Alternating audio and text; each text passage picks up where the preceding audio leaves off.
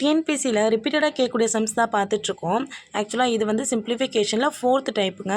இது வந்து நான் கம்பேர் பண்ணுறதுக்காக இந்த சம் நான் எடுத்திருக்கேன். சரி, ஓகே, எப்படி சால்வ் பண்ணுறதுன்னு பார்க்கலாமா? இந்த மாதிரி இந்த சம்க்கு என்ன டிஃப்ரென்ஸ்னு பாருங்களேன். இதில் அப் டு இன்ஃபினிட்டி வரைக்கும் கொடுத்துருப்பாங்க. இதில் வந்து அப்படியே கொடுத்துருக்க மாட்டாங்க.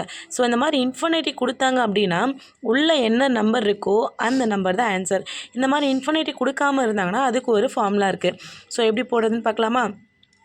ஃபஸ்ட்டு கொடுத்துருக்க நம்பரை அப்படியே எடுத்து பேஸில் எழுதிக்கோங்க. நெக்ஸ்ட்டு எத்தனை ஸ்கொயர் ரூட் இருக்குன்னு கவுண்ட் பண்ணுங்களேன். 1 2 3 4 5 டோட்டலாக 5 ஸ்கொயர் ரூட் இருக்கா? ஸ்கொயர் ரூட் அப்படின்னாலே 2 ஸ்கொயர் ரூட் இப்படி தான் வரும் இல்லையா? ஓகே, அப்போ ஸ்கொயர் ரூட்டுனாலே 2.